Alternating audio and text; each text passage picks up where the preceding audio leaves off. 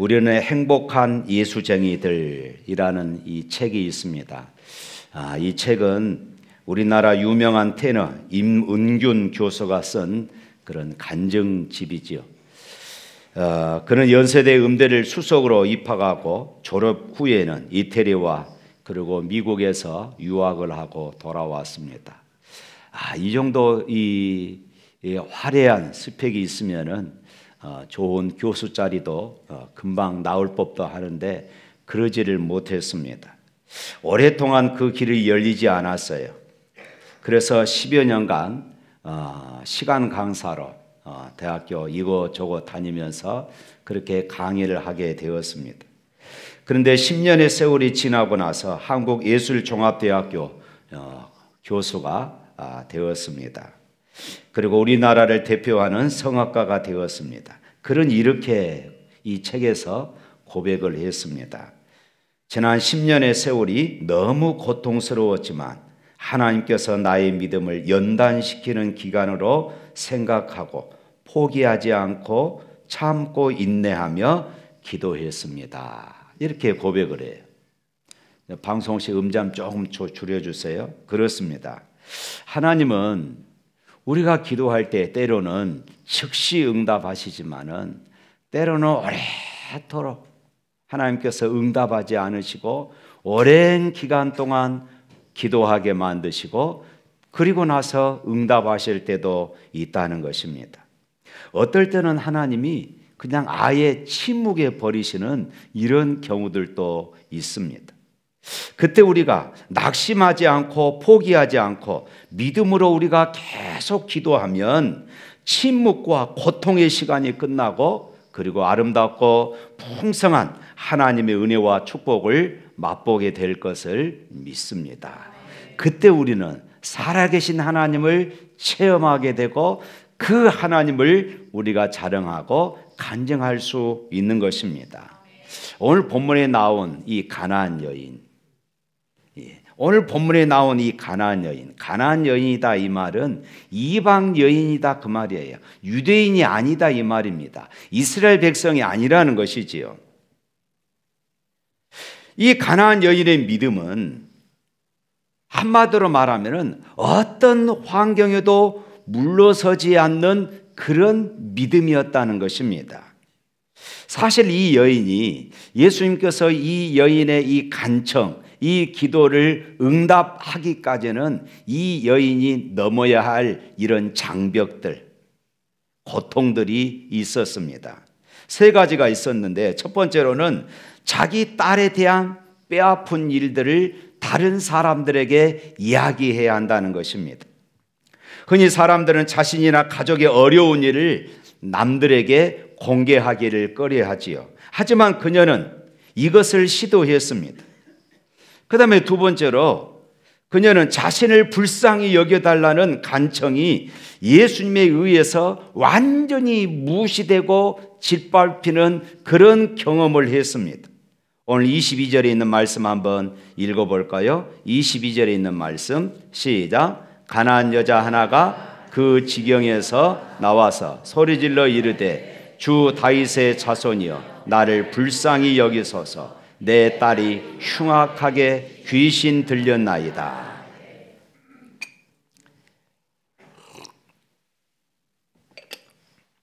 오늘 여기에서 보면은 22절에 소리를 지르다 이 말의 언어는 한 번 소리 지르고 끝난 것이 아니에요.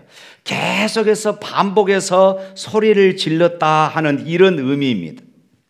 그런데 그녀의 이런 필사적인 그런 강구에도 불구하고 오늘 예수님의 대답은 너무나도 안타까운 대답이었어요. 23절 또 읽어봅니다. 예수는 한 말씀도 대답하지 아니하시니 제자들이 와서 청하여 말하되 그 여자가 우리 뒤에서 소리를 지르오니 그를 보내소서.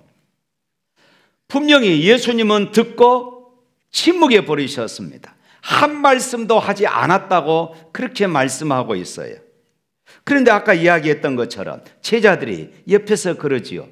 예수님, 저 여인 좀 어떻게 좀 해 주십시오. 계속해서 따라오면서 소리를 지르고 있습니다. 예수님은 분명히 제자들만 들었겠습니까? 예수님도 그 계속해서 소리를 지른 이 소리를 들었을 것입니다. 그런데 예수님은 침묵해 버려요. 제자들이 오히려 옆에서 거들 정도였습니다. 그러나 그녀는 단념하지 않고 다시 예수님께 또 부르짖죠. 주여, 나를 도우소서. 그럼에도 불구하고 예수님으로부터 아무런 구원의 약속을 받지를 못하는 것입니다. 24절 말씀 또 읽어볼까요? 예수께서 대답하여 이르시되 나는 이스라엘 집에 잃어버린 양 외에는 다른 데로 보내심을 받지 아니하였노라 하시니. 또 26절 말씀 읽어볼까요? 대답하여 이르시되 자녀의 떡을 취하여 개들에게 던짐이 마땅하지 아니하니라. 예수님은 이스라엘을 자녀라 이렇게 표현했고 이방인을 이방에 있는 이 여인을 개로 표현을 했습니다. 당시 이 개란 불명의 더러움의 상징이었습니다. 예수님은 당신은 개이기 때문에 구원을 받을 수 없으니 가라, 아주 매몰차게 물리쳐 버렸던 것입니다. 예수님은 치욕적인 말로 이 여인을 거절하셨습니다. 예수님은 지금까지 복음서에 보면은 예수님께 지금 요청을 하고 예수님께 부탁하고 예수님께 도움을 청하는 사람들에게 거절한 적이 한 번도 없었습니다. 그런데 예수님은 왜 이 여인에게만큼 이렇게 특별하게 아주 매몰차게 때로는 무시하면서 이런 심한 말을 하셨을까요? 우리말에 그런 말이 있지요. 지렁이도 밟으면은 꿈틀거린다. 아무리 가난한 여인이라 할지라도 이렇게 직접적으로 대놓고 모욕적인 말씀을 하실 수가 있는 것입니까? 어찌 보면은 불난데 부채질을 하고 심히 자존심을 뭉개는 그런 말씀을 예수님이 하신 것입니다. 도와주지는 못할 망정 개라는 말까지 하시는 것은 이 여인의 가슴에 비수를 꼽는 것과 같은 것이었습니다. 아마 이 정도면은 우리 같으면 어떠겠습니까? 우리 같으면 야, 저 목사 미쳤구나. 그리고 아마 다 떠나버렸을 것입니다. 그런데 이 여인을 보십시오. 이 여인은 무너지지 않았어요. 그리고 이렇게 말합니다. 27절에 있는 말씀 볼까요? 27절 여자가 이르되 주여 올소이다마는 개들도 제 주인의 상에서 떨어지는 부스러기를 먹나이다 하니. 물러서지 않는 놀라운 믿음이었습니다. 이런 물러설 줄 모르는 믿음을 보시자 예수님이 이 마음의 기쁨이 있었습니다. 마음의 감동을 받은 것이에요. 그러고 나서 28절에 예수님이 이렇게 말씀합니다. 읽어봅니다. 이에 예수께서 대답하여 이르시되 여자여 내 믿음이 크도다. 내 소원대로 되리라 하시니 그때부터 그의 딸이 나으니라. 할렐루야. 예수님께서 그 여자의 믿음이 크다고 이렇게 칭찬을 하셨습니다. 그녀의 소원대로 그 딸을 고쳐 주셨습니다. 오늘 우리들의 관심은 바로 이것입니다. 어떻게 이 가나안 여인은 이렇게 불굴의 믿음을 가질 수 있었느냐? 이것은 우리들에게도 매우 궁금한 문제입니다. 우리도 하나님 앞에 드려지는 기도의 제목들이 많이 있습니다. 우리가 부르짖는 이 기도에 하나님은 응답하셔야 되고 우리는 응답받고 살아계신 하나님을 또 자랑하고 간증하는 삶을 살아야 하기 때문에 그렇습니다. 우리 또한 이 여인처럼 때로는 예수님이 침묵하고 예수님이 거절할 것 같은 이런 기도의 제목들이 얼마나 많이 있습니까? 그렇다면 이 여인은 어떻게 이런 장벽을 이겨내고 어떻게 이 여인은 끈질기게 예수님 앞에 매달렸을까? 오늘 이것이 오늘 이 말씀의 핵심인 것입니다. 먼저는 그녀의 믿음은 예수님의 선하심과 인자하심에 뿌리를 두었다는 것입니다. 이 가나안 여인이 예수님께 나올 때 이미 예수님의 선하심, 예수님의 인자하심에 이런 소문들을 많이 들었어요. 야, 예수님 만나면은 누구든지 병이 낫는다 하더라. 걷지 못한 자들이 걷는다 하더라. 보지 못한 자들이 본다 하더라. 죽은다도 살아난다 하더라. 귀신 들린 자가 자유함을 얻는다 하더라. 그렇다면은 이것이 기회다. 나도 예수님을 만나야 되겠다. 나도 예수님을 찾아야 되겠다. 나도 예수님을 만나면은 내 딸의 문제가 해결될 수 있을 것이다. 내 곁에 예수님의 발길을 멈추게만 할 수 있다면은 내 가정 가운데 놀라운 역사가 일어날 것이라는 이런 믿음이 있었습니다. 예수님은 죄인과 가난한 자, 때로는 애롭고 의지할 곳 없는 그런 사람들의 친구였던 것입니다. 적어도 이 여인이 소문으로 듣는 예수님의 모습은 바로 그런 모습이었어요. 그런데 놀랍게도 막상 예수님을 대하고 보니까 자기가 들었던, 자기가 알고 있던 그런 예수님과 전혀 다른 것이었어요. 너무나도 냉담한 듯 보였습니다. 용기를 내어 찾아온 그녀의 간청에 예수님은 한마디도 하지 않으셨습니다. 온 힘을 다해서 도와달라고 간청해도 오히려 예수님은 냉담하게 뿌리쳐 버렸습니다. 만일 이 여인이 예수님의 이 선하심, 예수님의 인자하심에 의심을 품고 돌아가 버렸다면 이 여인은 아무런 경험을 하지 못했을 것입니다.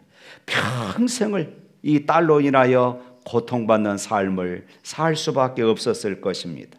하지만 그녀는 물러서지 않았어요. 자기가 들었던 그 소문을 믿은 것이에요. 그래서 어떠한 방해에도 그는 물러서지 않았던 것입니다. 주님의 선하심과 인자하심을 끝까지 신뢰했기 때문입니다. 이런 믿음이 주님의 구원의 능력을 나타나게 하신 줄로 믿습니다. 사랑하는 성도 여러분, 우리의 기도가 왜 실패하는 것입니까? 우리가 주님의 이 인자하심, 주님의 이 신실하심을 온전히 신뢰하지 못하기 때문은 아닙니까? 우리가 기도하다가 응답이 되지 않는다고 해서 우리가 하나님을 의심하고 기도를 포기해버리기 때문에 우리가 응답이 없는 이런 삶을 살고 있지는 않습니까? 마태복음 7장 11절 말씀에 예수님은 이렇게 말씀을 하셨습니다. 다 같이 읽어봅니다. 너희가 악한 자라도 좋은 것을 자식에게 줄 줄 알거든 하물며 하늘에 계신 너희 아버지께서 구하는 자에게 좋은 것으로 주시지 않겠느냐. 또 로마서 8장 32절에 있는 말씀 또 한번 읽어보도록 하겠습니다. 자기 아들을 아끼지 아니하시고 우리 모든 사람을 위하여 내주신 이가 어찌 그 아들과 함께 모든 것을 우리에게 주시지 않겠느냐. 사랑하는 성도 여러분, 우리가 실제 기도 생활을 해보면 응답이 더디 올 때가 참 많습니다. 그때 우리는 인내를 가지고 기다려야 합니다. 그때 우리가 품어야 할 마음이 무엇입니까? 예수님은 선하시고 예수님의 인자하심을 믿는 마음인 줄로 믿습니다. 하나님은 우리들이 간구하는 바를 분명히 들으시고 가장 좋은 방법으로 응답하실 것을 믿으시기를 축복합니다. 특별히 여기서 주님의 인자하심이라는 이 말은 히브리어에서 헤세드라는 말입니다. 이 말의 본래 뜻은 언약을 지키시는 성실하시고 자비하신 사랑, 약속을 지키시는 성실하시고 자비하신 사랑입니다. 그런데 우리가 살다 보면은 우리는 끊임없이 하나님 앞에 불성실한 이런 삶을 살 때가 얼마나 많습니까? 그럼에도 하나님은 변치 않으시는 성실함으로 우리를 외면하지 않으심을 믿으시길 바랍니다. 우리가 주님께 불성실할 때도 예수님은 우리를 용서하시며 기다려 주시고 계심을 믿으시길 바랍니다. 바로 이 은혜 때문에 오늘 저와 여러분들이 여기까지 온 줄로 믿습니다. 우리를 향한 이 은혜 때문에 우리는 주님의 사랑을 끝까지 신뢰할 수 있는 것이에요. 두 번째로 그녀의 믿음은 주님만이 최후의 소망이라는 것을 확신했기 때문입니다. 이 가나안 여인은 이제 두 마음을 품을 수가 없어요. 오직 예수님만 바라본 것입니다. 사실 이 여인이 예수님께 나오기 전까지 우리가 상상을 해볼 수 있습니다. 자기 딸을 고치기 위해서 용하다는 사람 다 쫓아다녔을 것입니다. 용하다는 의원들을 다 찾아다녔을 것입니다. 그러나 자기 딸은 치료될 그런 기미가 보이지 않는 것입니다. 병만 더욱더 깊어져 갔습니다.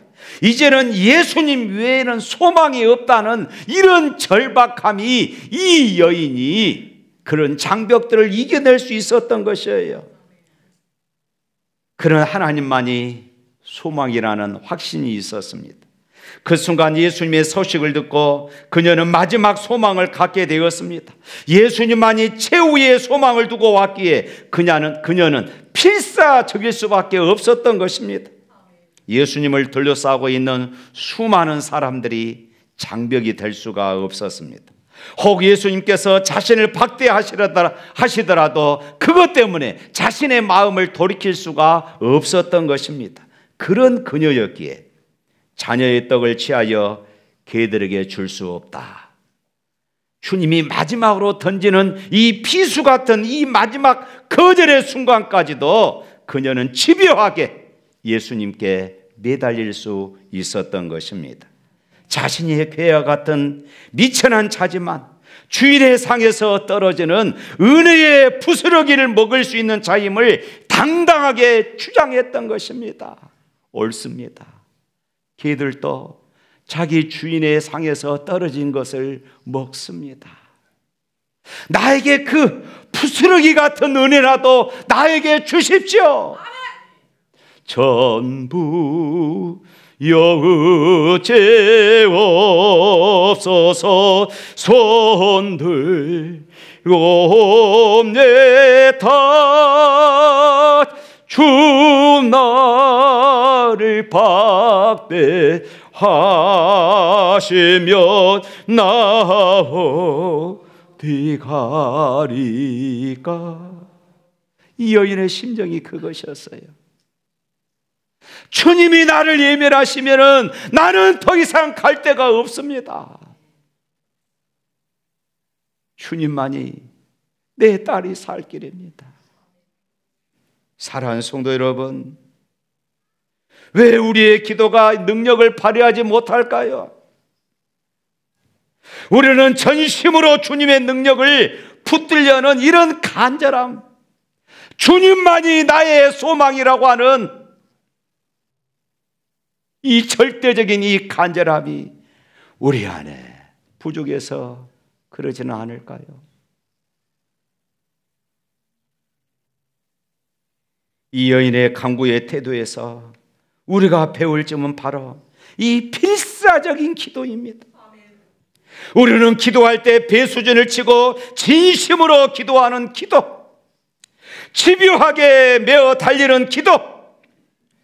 야복강가에서 야곱이 하나님께서 나를 축복하지 않으시면은 내가 이것을 넣을 수가 없습니다 하는 이런 간절함, 이런 치열한 기도가 우리의 삶을 변화시키고 우리의 삶을 역전시키시는 것을 믿으시기를 바랍니다. 마지막으로 그녀의 믿음은 딸의 생명을 살리려고 하는 거룩한 사랑에 뿌리를 두었습니다. 오늘 본문의 이 몹쓸병에 걸린 딸이 구원받기까지는 엄마의 심정, 이 어머니의 심정이 있었다는 것입니다. 이 가나안 여인은 귀신 들려 넘어지는 자기 딸의 이 고통을 볼 때마다 그것을 자기 고통으로 여긴 것이에요. 차라리 딸이 아프지 않고 내가 아팠으면 좋겠다. 이것이 모든 부모들의 마음이 아닙니까? 바로 이 여인이 그랬던 것이에요. 자신의 딸의 병을 고칠 수만 있다면 무엇이든지 내가 아끼지 않겠습니다. 무슨 희생인들마다 하지 않겠습니다 하는 이런 간절함이 이 여인에게 있었던 것입니다. 그녀가 낯선 이방인인 예수님에게 나간 것도, 예수님의 침묵에도 불구하고 더욱 애원했던 것도, 예수님께서 분명히 거절했음에도 불구하고 참고 견디었던 것도 바로 자식을 향한 어미의 간절한 사랑 때문이었던 것입니다. 홀로 어머니를 모시고 살아가던 한 청년이 있었습니다. 그만 교통사고를 당해서 두 눈을 잃게 되었습니다. 이 청년은 앞날이 캄캄했어요. 어머니의 정성스러운 위로와 간호에도 불구하고 좌절, 상실감, 낙심, 내가 차라리 죽어야 되겠다는 이런 생각밖에 없었습니다. 그러던 어느 날 누군가가 눈을 기증하겠다고 하는 이런 소식이 들려왔습니다. 이제 살 소망이 생긴 것이에요. 그러나 이 청년은 기뻐하지 않았습니다. 두 눈을 기증받아야 좋을 것인데 한쪽 눈만 기증해 준다는 것입니다. 어머니는 말합니다. 얘야, 한쪽이라도 어떠냐? 그래도 수술을 받아야 되지 않겠느냐? 청년은 이 어머니의 간청에 못 이겨서 수술을 받았습니다. 그리고 시간이 지나서 이제 모든 치료가 끝나고 드디어 붕대를 푸는 날이 되었습니다. 너무나도 긴장되는 순간이었어요. 붕대를 풀고 앞이 보이기 시작합니다. 그 순간 이 아들은 벌컥 울음을 쏟을 수밖에 없었습니다. 어머니의 한쪽 눈이 없었기 때문입니다. 어머니는 이렇게 이야기합니다. 얘야, 두 눈을 다 주고 싶었단다. 하지만 내가 두 눈을 너에게 주면은 네가 나의 뒷발질을 하느라 네 앞길이 막힐까 봐 내가 너에게 하나밖에 줄 수 없었단다. 여러분, 모성이라는 것은 바로 이렇습니다. 자신의 모든 것을 다 주어도 아까워하지 않습니다. 바로 이 거룩한 사랑이 있었기에 자기 딸을 고침받을 때까지 그녀는 물러설 수 없었던 것이에요. 사랑하는 성도 여러분, 우리의 기도가 왜 자신이 없습니까? 혹시 우리의 기도가 누군가를 살리는 사랑의 도구가 되기보다는 자기의 욕망을 채우고자 하는 이런 기도는 아닙니까? 우리의 기도는 낙심한 우리 이웃에게 용기를 주기 위한 사랑의 기도가 되어야 하는 것입니다. 우리의 기도는 무너진 한 영혼을 세우기 위한 중보 기도가 되어야 하는 것입니다. 우리의 기도는 생명을 구원하기 위한 거룩한 사랑으로 하는 그런 기도, 하나님을 감동케 할 줄로 믿습니다.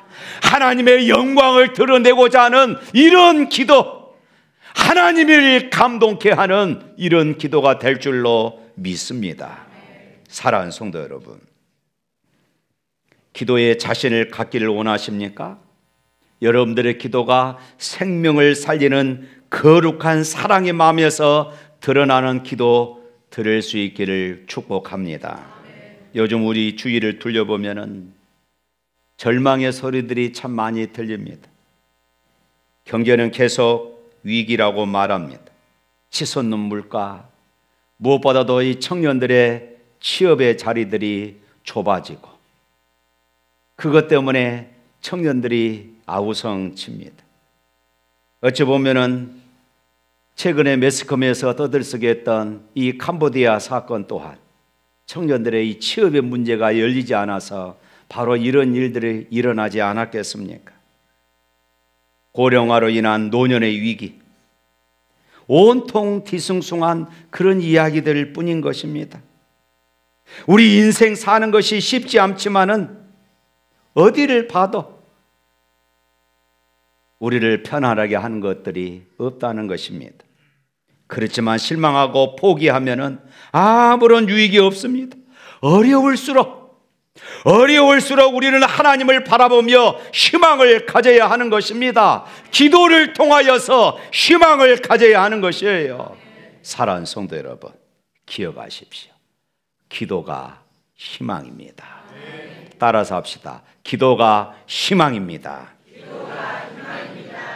옛날 미국에 목재 회사 직원이 있었습니다. 어느 날 출근을 해보니까 책상에 해고 통지서가 놓여 있었습니다. 너무나도 황당했고 배신감에 죽을 것 같았습니다. 분노가 끌어올랐습니다. 자포자기했고 끝내 가출을 합니다. 한참 방황하다가 집으로 돌아왔습니다. 아내에게 대못을 박는 말을 합니다. 여보, 나 죽고 싶소. 하는 일마다 되는 것이 없어. 아내가 눈물로 호소합니다. 여보, 당신이 해보지 않은 한 가지가 있어. 아니, 그것이 무엇입니까? 하나님께 기도하는 것이에요. 하나님께 기도해 보셨습니까? 그 순간 그 말이 이 사람의, 이 남편의 마음을 움직였습니다. 그런 감동을 받고 아내와 함께 회개하며 하나님 앞에 부르짖기 시작합니다. 분노와 복수심이 녹아졌습니다. 의욕이 생겼습니다. 희망이 생겼습니다. 집을 담보로 융자를 얻어서 사업을 시작합니다. 5년 만에 작은 건축회사를 갖게 되었습니다. 그러던 중 한 번은 가족들과 함께 여행하게 되었어요. 여행을 하다 보니까 좋은 호텔은 너무 비싸서 들어가기가 어렵고, 그렇다고 싼 호텔을 가보니까 너무 잠자리가 부실하다는 것을 보게 되어집니다. 그래서 생각했어요. 내가 호텔을 한번 만들어 보자. 비싸지도 않고 저렴하면서도 손님들에게 만족감을 줄 수 있는 이런 호텔을 만들어 봐야 되겠다. 그런 생각을 합니다. 그렇게 호텔 사업이 시작이 되었는데 호텔 사업이 번창하기 시작합니다. 하나로 시작했던 것이 두 개가 되고 미국 전역에 그 호텔이 퍼지기 시작합니다. 더 나아가서 전 세계의 체인점이 되는 것이에요. 이것이 바로 유명한 할리데이 인 호텔의 창업자 캐먼스 윌슨의 이야기입니다. 우리나라도 우리 강주에도 상무주기에 하나 있지 않습니까? 사랑하는 성도 여러분, 혹시 세상 사는 것이 염두가 나지 않습니까? 혹시는 살아갈 용기가 안 날 만큼 어렵습니까? 누구 하나 나의 심정을 이해하는 이 없습니까? 내 가까운 사람들의 어려움을 보지만은 아무런 도움이 되지 못하고 절망적인 마음입니까? 기도가 희망입니다. 기도가 희망입니다. 여러분, 내 주변에 절망이 보이면은 기도할 수 있기를 축복합니다. 아무리 어려워도 기도하면은 희망이 생깁니다. 기도하면은 절망적인 세상이 희망적인 세상으로 바꾸어질 줄로 믿습니다. 사랑하는 성도 여러분, 이제 어제부터 21일 다니엘 기도회가 시작되었습니다. 여러분, 이 말씀 붙잡을 수 있기를 바랍니다. 기도가 희망이다. 기도가 희망이다. 기도하는 자마다 이런 은혜를 받을 것을 믿으시기를 바랍니다. 부스러기 일어나도 좋사오니 하나님 응답하여 주시옵소서. 기도가 희망이라고 외치는 여러분들에게 하나님께서 말할 수 없는 은혜로 부어주실 것을 믿습니다. 우리 찬양하겠습니다.